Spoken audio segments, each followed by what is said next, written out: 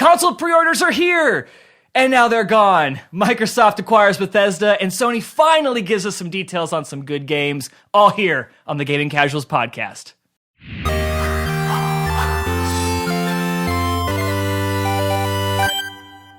Welcome to the Gaming Casuals podcast, your one-stop shop for all things gaming from a casual perspective. We are your hosts, John and Brando. What's up, everybody? Guys, so much incredible news today, but first we've got to give you guys some updates on some consoles. Yes. So this past week has been a wild ride. Last episode we talked about how Xbox had leaked details on the Series S and the Series X prices, and then they confirmed them the next day. It's been a wild ride. And then Sony came right back and said, we've got some prices for you. And then Xbox was like, well, here are our actual prices, whatever. And now we've already had pre-orders and a Sony announcement. Oh, so much. So much information. But Brandon, you got an Xbox on pre-order. Yes, let's jump into pre-orders. Okay, it's today. Technically, we're shooting today, September 22nd, pre-order day for Xbox.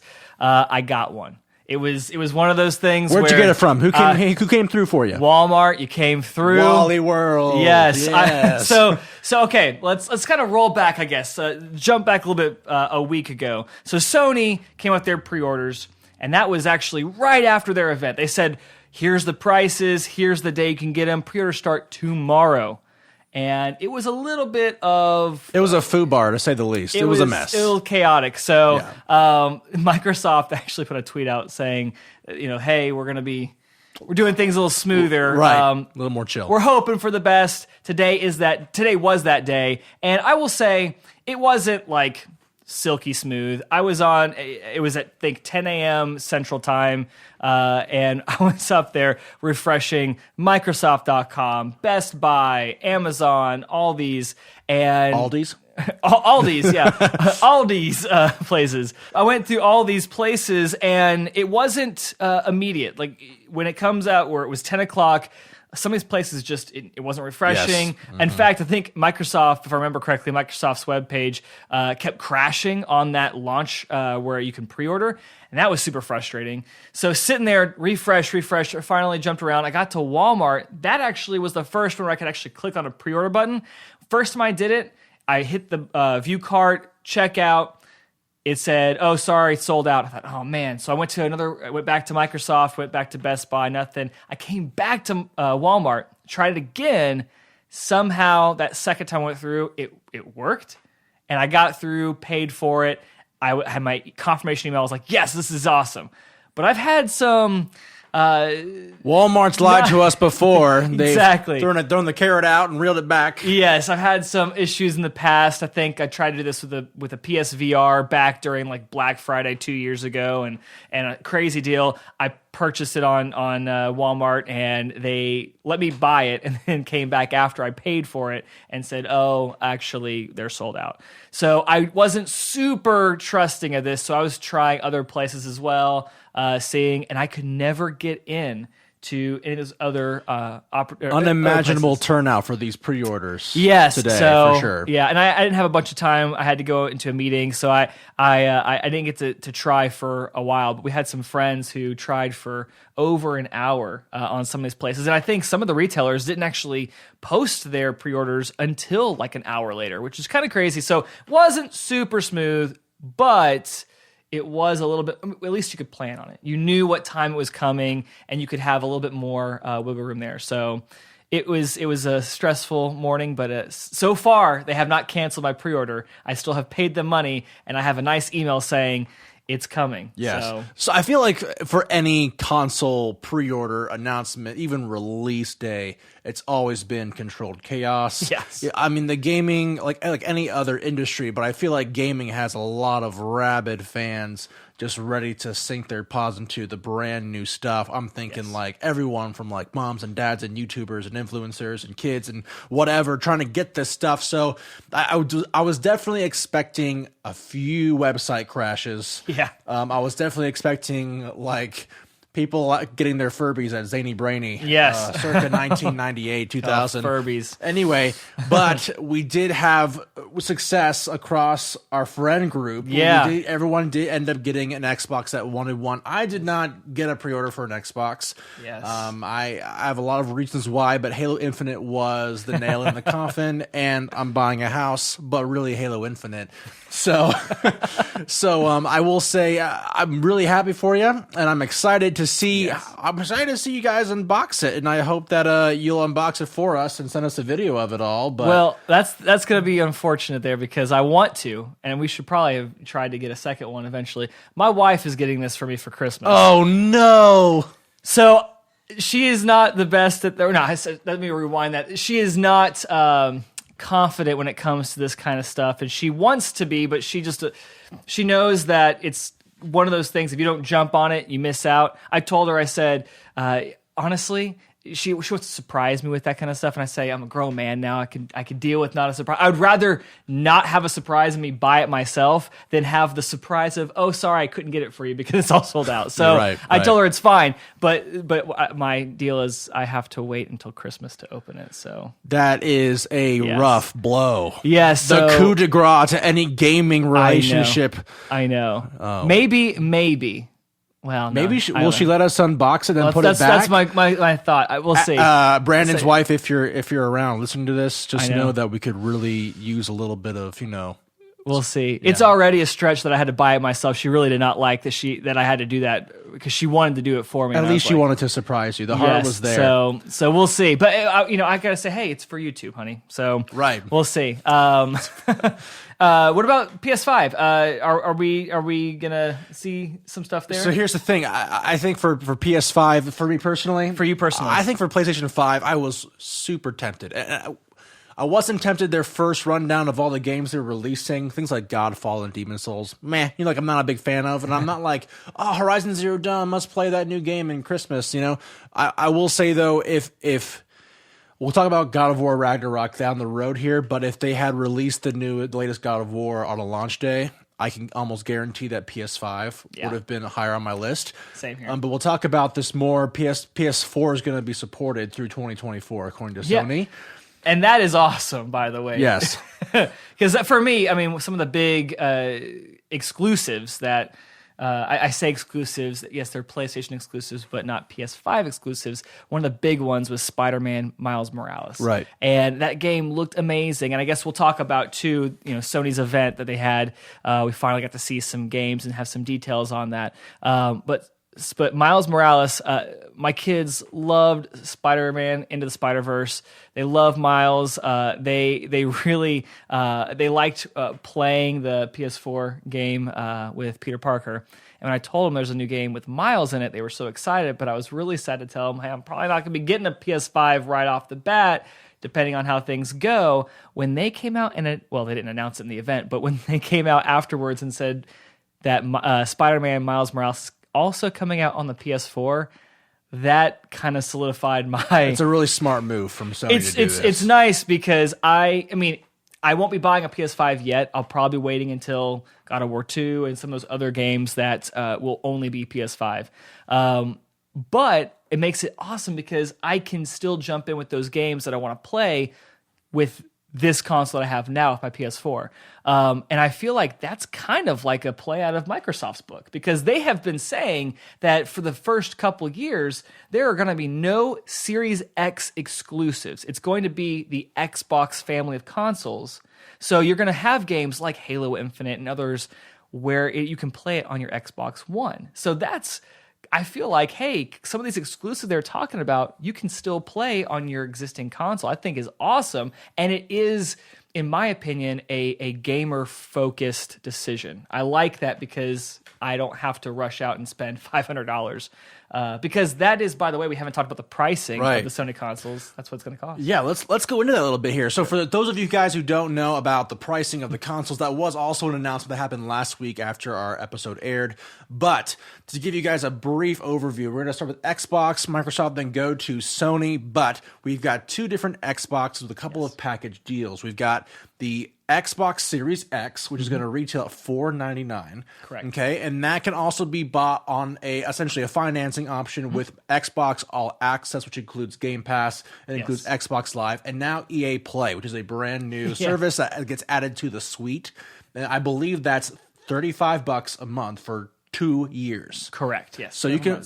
So and then we've got the second Xbox. We have the Xbox Series X. That is $290. Series S. Did I not say that? You said X. It's okay because they're kind of close. So. Okay, the Xbox Series X is X is.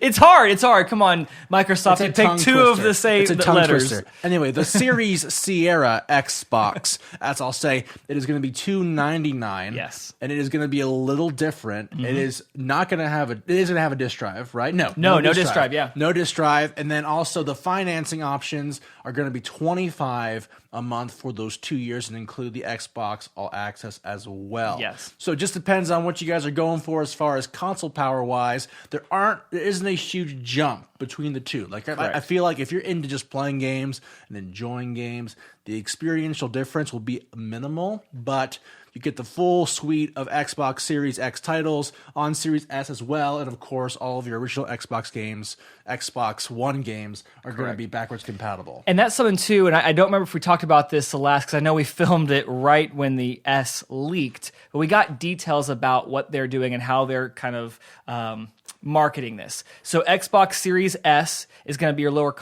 price console, and it is versus the Xbox Series X. X is going to have the 4K resolution, but you're still going to be playing at 120 frames per second. The Series S isn't 4K like the Series X. It's going to be at 1440 with some upscaling ability. But you're going to have the same frame rates and same speed as you would have with the Series X, which is a really good distinction. Basically, they're saying, hey, you're going to have the same experience, essentially, whether you want it at 4K or if you want it at 1440. And some people don't have 4K TVs. A lot of people don't have 4K TVs. So to have that same next generation experience, you can do that at $200 less, which is pretty cool. I like that. It is something that I think Microsoft has been planning for a while, and I like this strategy. To counter that, Sony, in their reveal, they came out, and we knew they were going to have their PS5 and their PS5 Digital Edition. Right. We didn't know how much it was going to cost and when it was going to come out. Those are the two big things. Their event was all games for the whole thing, and at the very end, almost, they flashed, here's your little splash title card, and it is official. The PS5 is $499, just like the Series X.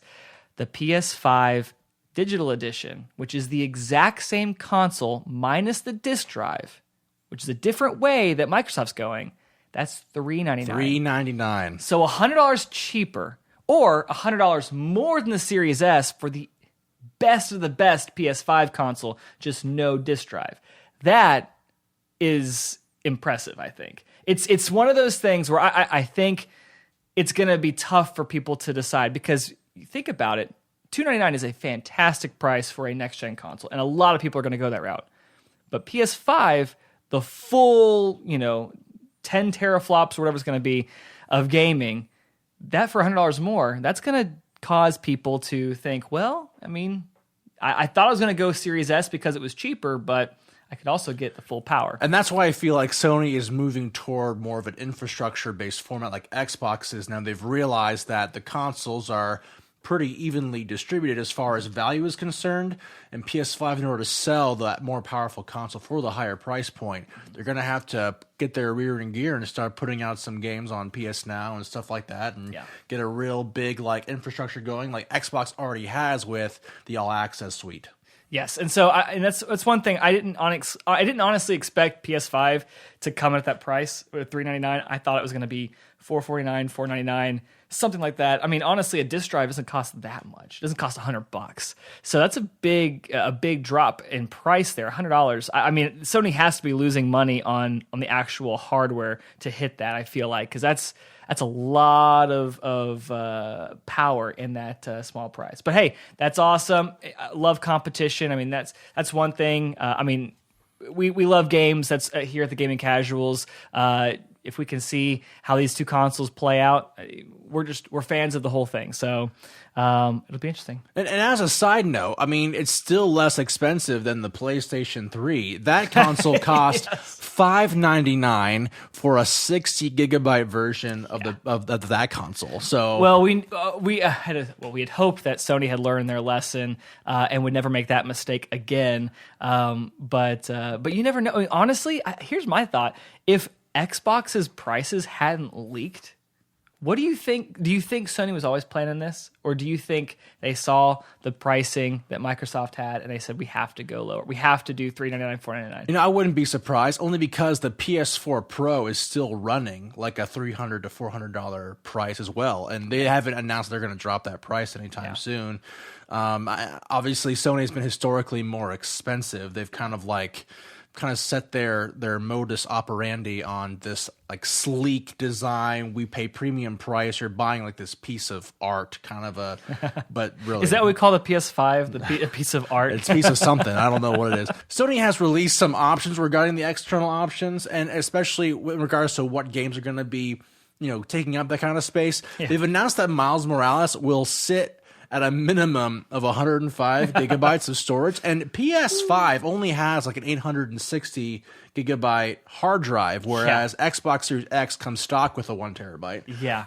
And then even games like Demon's Souls, which you wouldn't think would be a lot of gigs because it's pretty much a Dark Souls game, it's 66, almost 70 gigs big. Yeah. And then Sony is going to limit you on what kind of external storage options you get. Like, you have to have a Sony validated hard drive, and it has to run at 5.5 gigabyte per second raw read bandwidth. And so, I mean, Xbox is a bit more flexible. You can use all kinds of hard drives. The minimum for Xbox One is they recommend 7200 RPM at a USB 3. I will say the caveat there, though, is that's only for Xbox One games. Xbox Series X games, you're going to have that little storage expansion SSD to plug in. They did say that. You can use whatever hard drives you want to for Xbox One games, but if you want to play Xbox Series X games on external storage, at least for the time being, from what they have said, you got to have that little memory card type thing. It does offer Xbox a little more flexibility, but obviously Sony's going to make you stick with their 5.5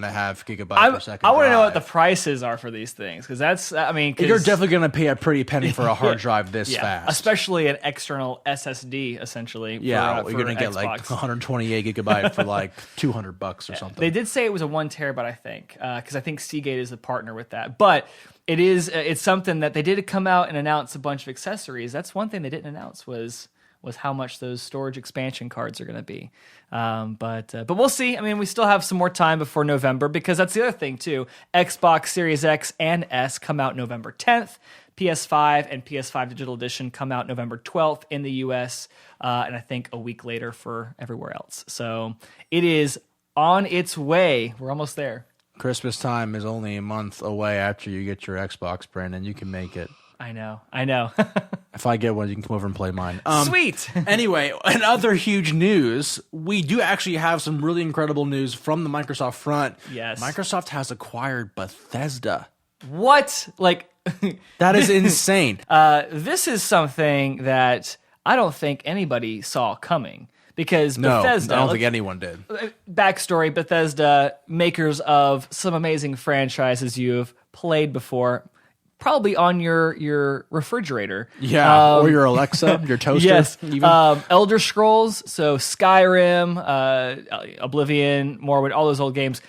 They make Elder Scrolls, they make Fallout. They are also, I think technically ZeniMax Media is the parent company, and Xbox didn't just buy Bethesda, they bought all these companies, and there's 8 of them. So you've got games like Dishonored, Wolfenstein, Doom, of course Starfield's going to be the new one. Evil Within, and then Prey. All those games, all these are now going to be under the Microsoft or Xbox Game Studios umbrella. Deal. Yeah, exactly. That's crazy. That is great for everyone who owns Game Pass. Yes, because Microsoft has come out and said that all of these games will be coming out day and date to Game Pass. So whenever Elder Scrolls 6 comes out, Game Pass. Starfield, Game Pass. Whatever Fallout next or whatever it's going to be, Game Pass day one, which is amazing. Such a good deal. It's making Game Pass, which is already, again, the best deal in gaming, even crazier of a deal. And with games, with studios they've already acquired, like Obsidian, making the new games that have the Skyrim-esque feel. Yeah.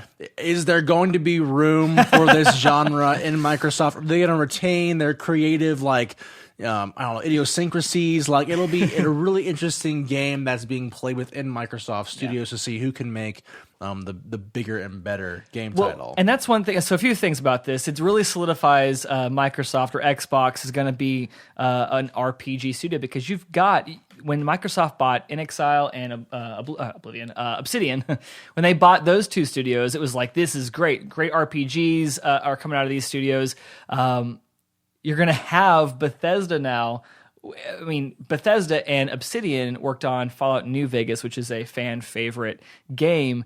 I mean, you're going to have all these amazing studios under the Xbox brand. That's amazing to have all that talent there. Absolutely. The biggest question that everybody's talking about, though, is, okay, Microsoft now owns it, which, by the way, they paid $7.5 billion. That's a lot of moolah. That's a lot. For context, how much did Disney pay for Star Wars? I can't remember for Star Wars, but I think for Marvel, they paid like $4 billion, or one of the two, either Star Wars or Marvel. Forgive me. Tell us in the comments how wrong we were. But either one of those, it was $4 billion. So almost double that for this acquisition. It's a big stake for Microsoft. It is. But the big question is Microsoft going to make these games exclusive to Xbox?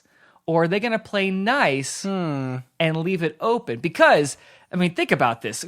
Elder Scrolls 6, I mean, Skyrim was on everything. It was on every platform, every main console. It was on Alexa. You could play it on a refrigerator. And it wasn't like some guy modded it. Like, they came out with a refrigerator version, I think. It's everywhere.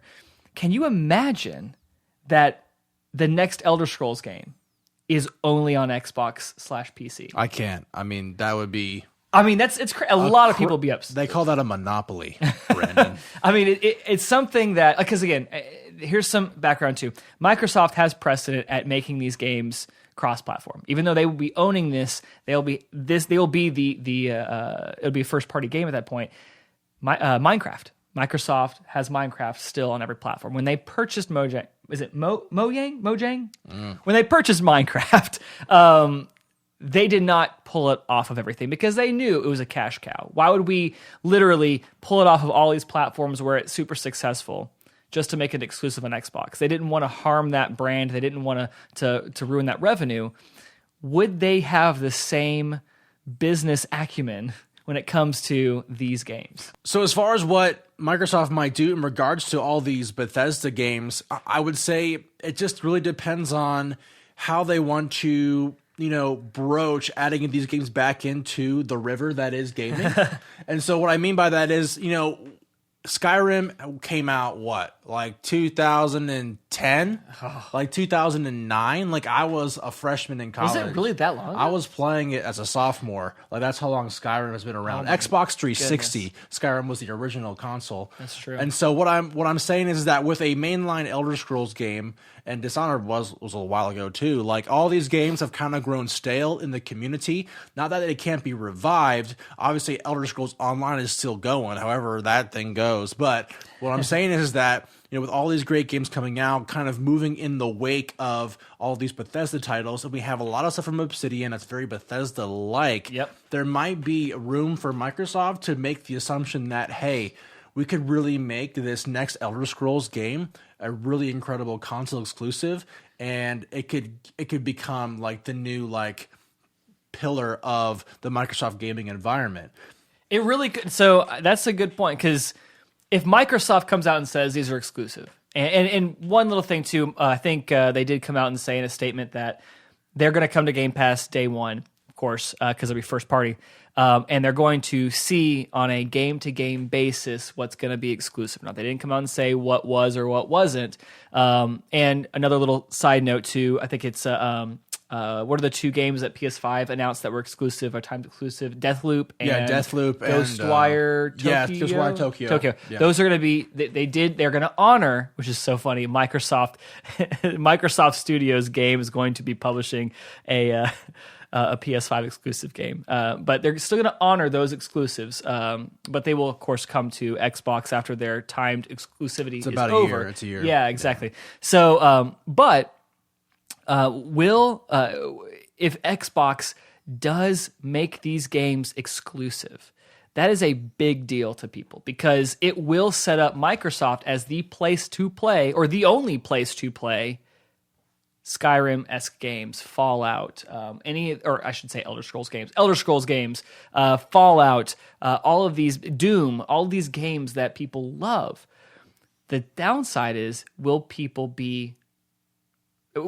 it have that same, will the optics be good there if you can no longer play those games on all platforms? So I think Microsoft has a tightrope to walk.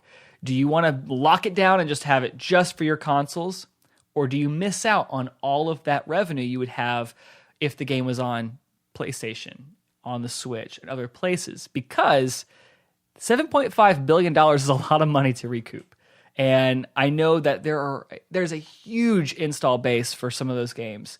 So that's the thing. I don't know what they're going to do. I have no clue. I think, honestly, I say my opinion, I think would be the best for both sides. I know some people don't like timed exclusives. I think since it's a first-party game, I say Microsoft, hold on to that for 6 months to a year. Say, this is the place you can play it. And after a period of time, then it will release on all consoles. Because that's something that they've already done with games like Ori and Will of the Wisps. Mm-hmm. That's now on the Switch. So it was exclusive to the Xbox, but now it's on the Switch as well after so many months. I can't remember how many months it was. I think if you do that, you get the best of both worlds. You have that period of time where you can only get it. And for those who cannot wait for those games, right, you can only play it on Xbox or PC. And that's huge. But then Microsoft also has the benefit of saying, okay, we'll play nice and we'll let everybody else play it too on other consoles if you want to, and they're still going to profit from that anyway. So that's my thought. I think that would be the best way for Xbox to do it. But who knows? Maybe they say it's for everybody, and we want you to be able to play the games you want to play on whatever console you want to play, because that seems to be their MO lately. So right, open-handed Microsoft. Exactly. So we'll see. I don't know. What do you think? I mean, I think it'd be Microsoft's best interest just let it all just kind of like let the sleeping dogs lie. Don't need to arouse anybody and make them all angry about this. I think, I would love to see, like you said, a timed exclusive thing, because I'm a big Xbox guy. I do have an affinity for Xbox-like consoles, but I also know that, Elder Scrolls games, although, it takes forever for a new one to get released. The new one's going to be years from now, These games provide, just like years of just community involvement, a lot of memes, a lot of mods, a lot of like just big stuff. Like I still see stuff from Team Fortress, and Valve has just had that game under wraps for the longest time. And like, it's games like that kind of you remember, and everyone remembers like, I took an arrow to the knee. Everyone remembers Skyrim Bear. Like everyone remembers these things. And so you can't have as big of a gaming community without those things across all these consoles. And I think because Microsoft is so like community oriented, that'll be the natural inclination. Yeah. But they could get spicy. They could be like, here's a Skyrim expansion you could only get on Xbox. That's true. Elder Scrolls 7 expansion you could only get for, Xbox. Yeah. And so kind of that riff. So I will say, as a little segue here, I feel like if the shoe is on the other foot, I feel like Sony might say, oh, it's exclusive all the way, because they did that with another game that's coming out very soon that Sony announced at their event, Final Fantasy 16.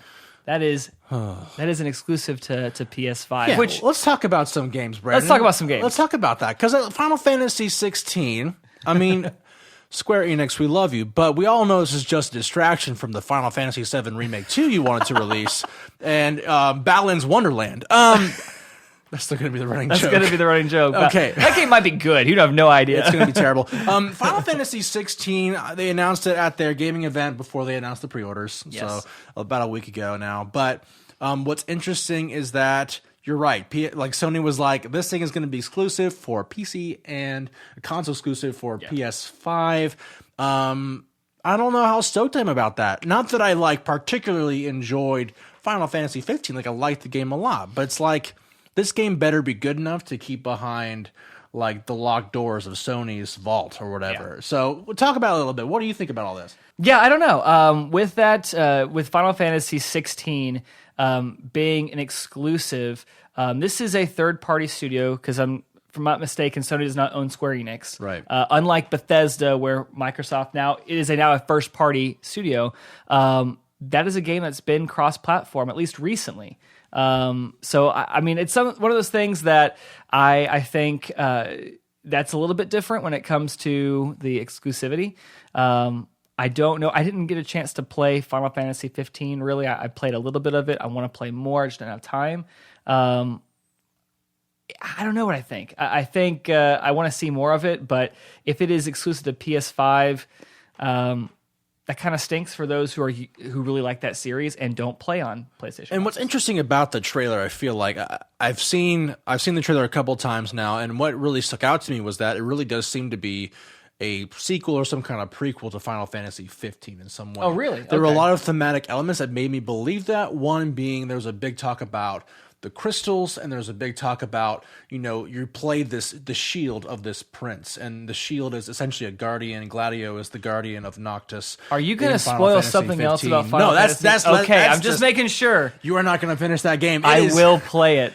So Gladio. It's downloaded on my Xbox. Gladio's the shield pretty much in the beginning of the story, but the point is that there's a lot of elements in that story that reminded me of Final Fantasy 15. The biggest giveaway was they played one of the main themes from the game, just kind of redone during the trailer. So I think that what we're gonna see is a more like. Obviously, it looks like a more like medieval style. I was going to say, because isn't Final Fantasy 15 like? Aren't you in a car? Right, you are. So I think if it's going to be anything like Final Fantasy 15, it's going to be a prequel, but it does appear to be more of a medieval. And it looks like based on gameplay, you're not going to be in a party. You're kind of a solo kind of based character. Okay. And the combat's going to be more fluid, similar to maybe a Final Fantasy 7, maybe more freestyle.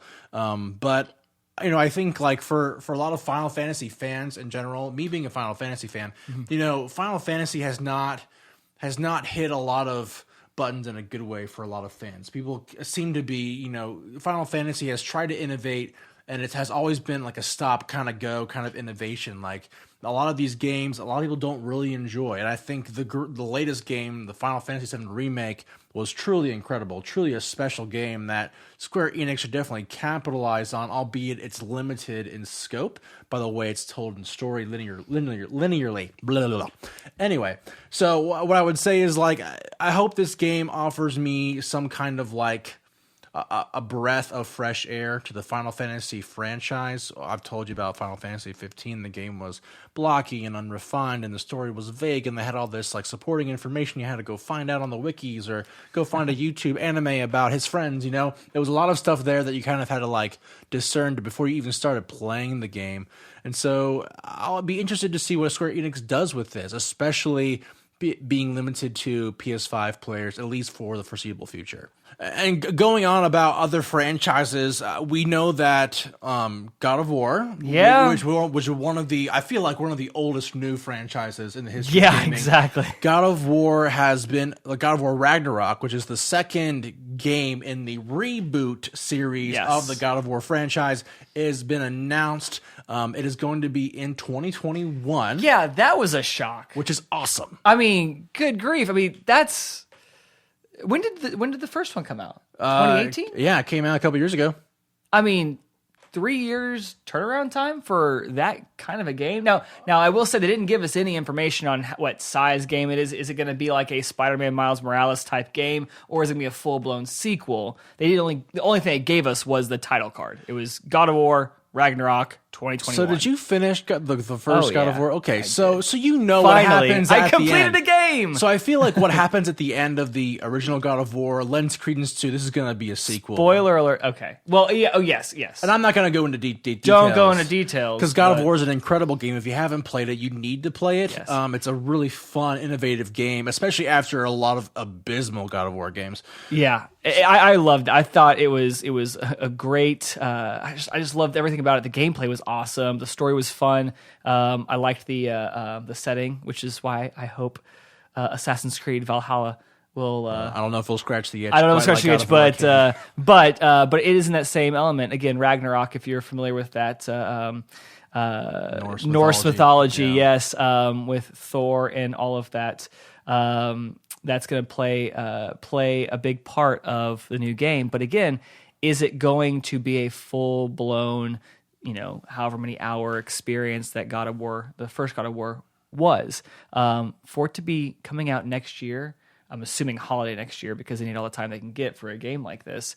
That is a huge deal. It's a huge undertaking. I did not sure. expect it to be next year. So, and again, with that said, PS5, that's one of those things, and it goes the same with Xbox Series X. People don't have to buy these new consoles right away because a lot of these games are coming out right now on the existing consoles. Right. If God of War is a PS5 exclusive, So only you may be seeing more people jump on that bandwagon like myself. So God of War, I believe, is not going to be a PS5 exclusive, only because you have to understand, PS4, 110 million consoles sold. Yes. There's a huge user base for this. And because Sony announced that through 2024, they're offering support for PS4 from games on PS5, I think we're going to see God of War Ragnarok on PS4. In fact, I think we'll see almost every game from PS5 on PS4 at some point. Wow. And that's a big deal. That's a big boast. I could be wrong, but I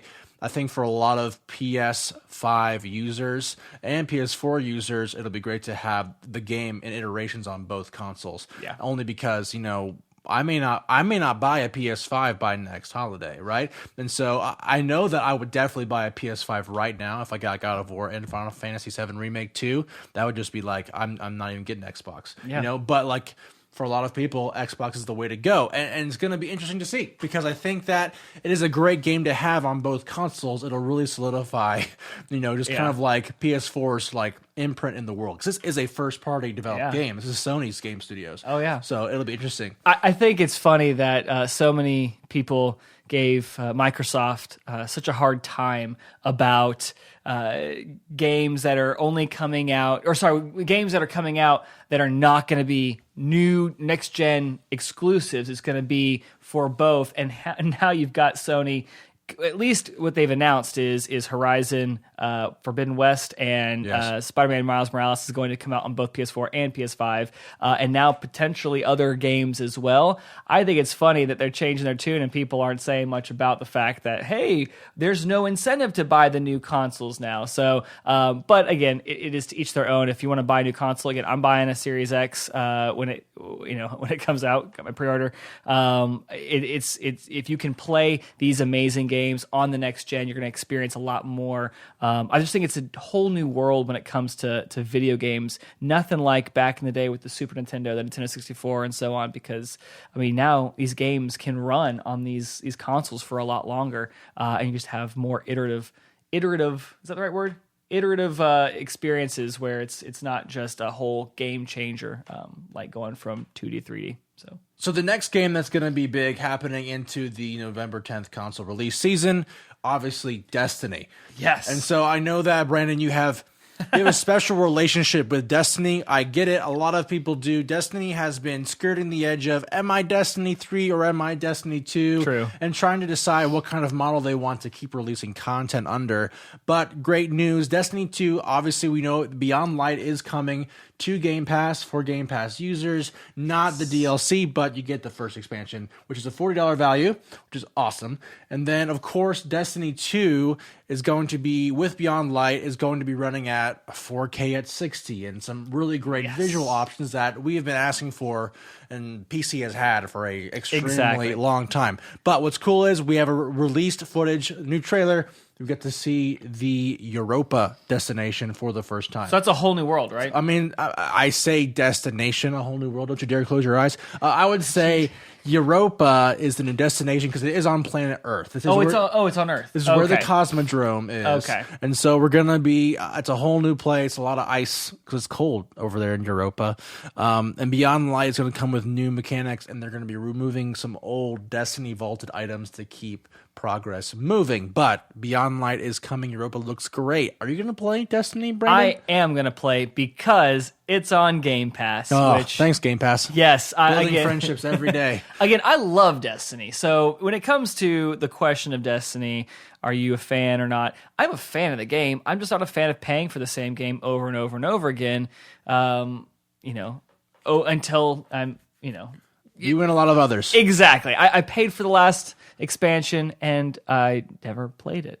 And I take it back. I played a little bit of the Moon, but I never finished the content. Didn't get into the other DLC stuff. So I'm very excited this is coming out to Game Pass because it means I don't have to spend another penny on this game that I've already paid for so many times, and I get to enjoy playing with you and other people. And I think it's going to bring a lot of people in the Destiny world that were fans of it back into the fold.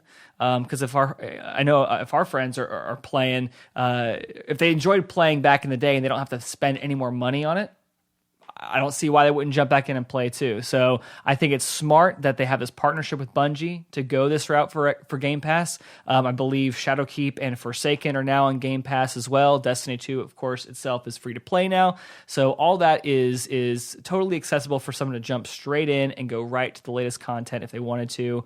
I just love that. I think it is fantastic, and I am going to be back in there. And it's probably going to be one of our only few one of our few launch titles for the new console anyway. So, and so for you guys who maybe haven't played Destiny in a while or have never played Destiny, it's a space shooter. Like it really is. It's a space sorcery shooter. But for those of you guys who have had played Destiny before, we've got some good news about Beyond Light. Much to the chagrin of many of the more veteran players like me, there is going to be a lot of incentive for you guys to get in Beyond Light on day one and to keep playing, only because a lot of these old weapons, a lot of the old gear, they're all being sunset. So anything that's before essentially this latest season, which is Season of Arrivals, all of those weapons are going to be essentially just end up decreased in value, and their viability in raids and in game are going to be totally a lot less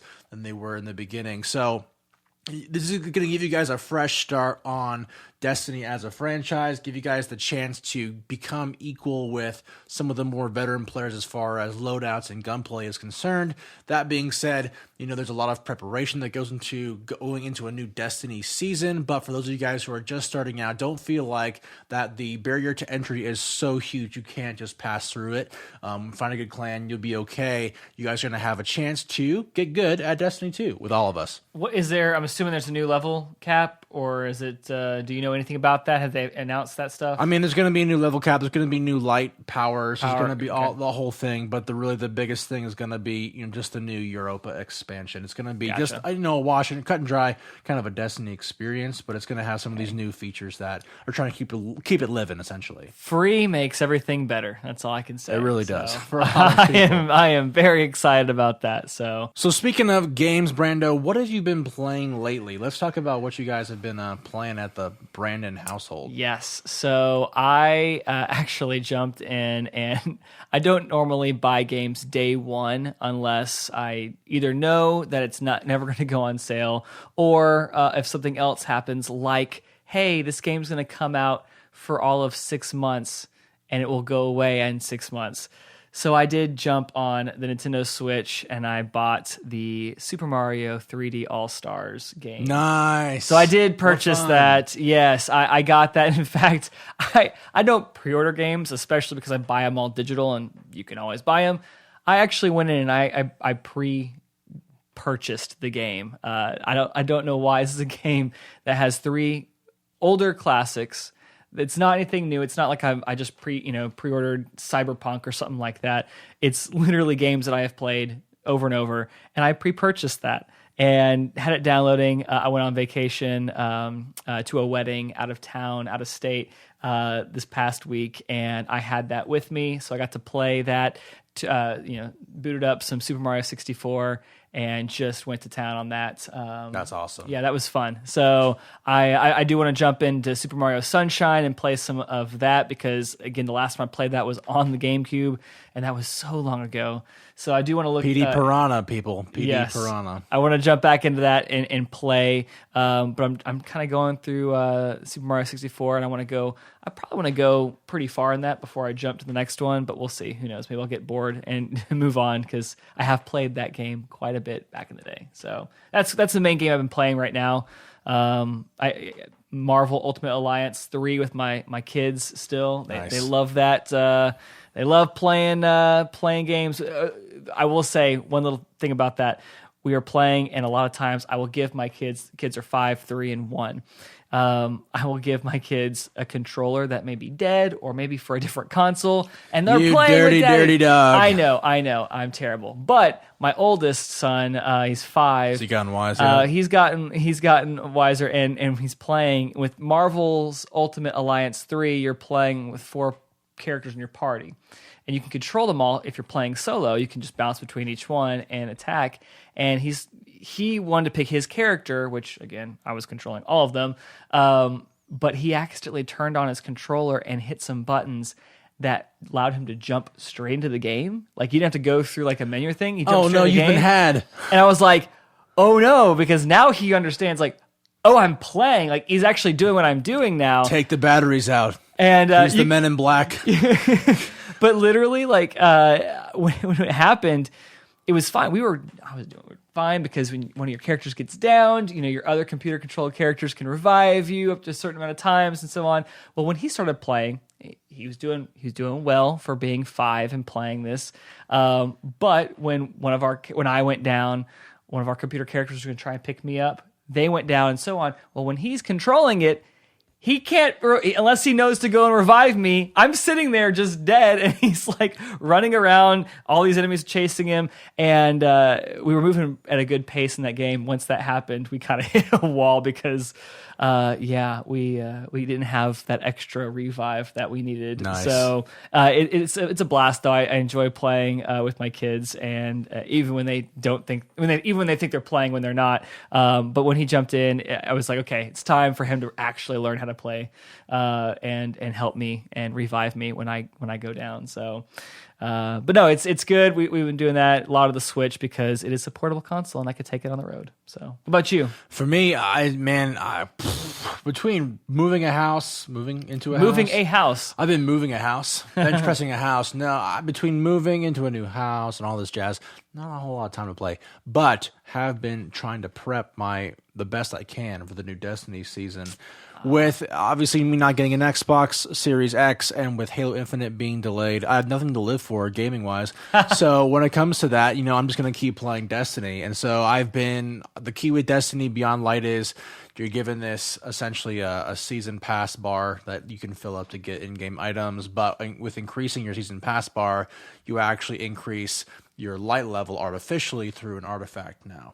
And so in order to get those artifacts leveled up, you have to get experience points and complete bounties. So they've removed the whole level system. They've added this new system that gives you artificial light level ups, and that could be crucial for a week 1 raid. So I've been just getting a bunch of bounties that I can save, and bounties are these kind of like quests you can essentially like accept, and once you complete them, you get a big burst of experience. I can complete them and bring them into the next season, and then all at once, just on every character I have, just accept all of them and get all of my experience up so that I'm raid ready within the week the raid releases. Really? They aren't going to patch that so you can't do all that? I'm good. Yeah, it just depends on the bounty, but overall, the vast majority of weekly bounties that give you the most experience, you're good to keep. Wow. So. Well, there you go. Gaming the system before it's even here.